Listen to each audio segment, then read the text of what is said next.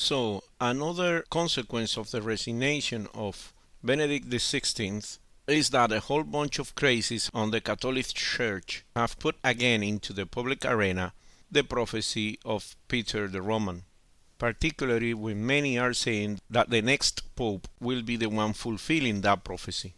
But from where this crazy prophecy slash conspiracy theory comes from? Well, it comes from some prophecies that were announced by Saint Malachi, a 12th century archbishop of Armagh. Many church scholars say that he was the actual composer of such prophecies. The thing is that the prophecy is very accurate before the 1600, but far less accurate afterwards, leading some to decide that the prophecies were composed and released around that time period, after the facts have happened, so to give legitimacy or truthfulness. And therefore, this prophecy created its fame of being accurate, where we all know how this thing works. Nonetheless, the last prophecy of that set of prophecy from St. Malachi says that it will come a Peter the Roman. His pontificate will usher in the destruction of the city of Rome and the apocalypse. For this reason alone, if not for any other, one would assume church elders would at least try to make sure that the new pope was something other than Peter. No such luck.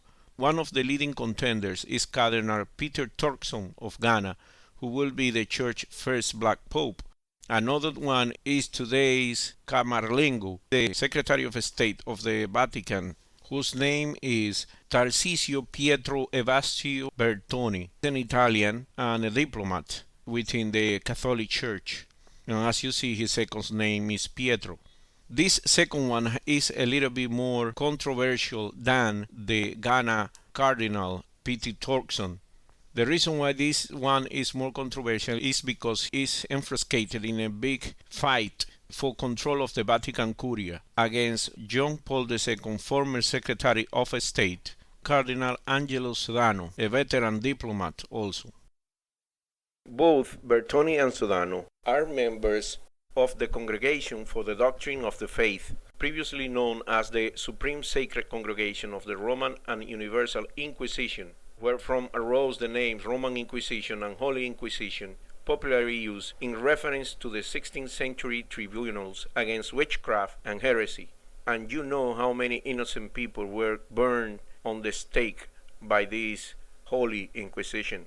This name was changed in 1904 to Supreme Sacred Congregation of the Holy Office.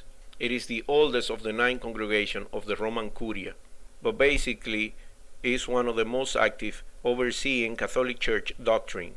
These cardinals, including Benedict XVI, are members of this congregation for the doctrine of the faith, one of the most conservative groups within the Vatican, which led us to conclude that the next pope will be a very conservative pope, most likely member of this congregation. Anonymous sources in the Vatican who spoke to Reuters said that some documents that has been leaked against Cardinal Bertoni are part of an internal campaign against Bertoni and that the current tactics resemble that of former Secretary of State Angelo Sodano, therefore implying that Cardinal Sodano is behind the leaks. The thing is that if Cardinal Bertoni is elected pope, that will create a big schism within the Roman Catholic Church.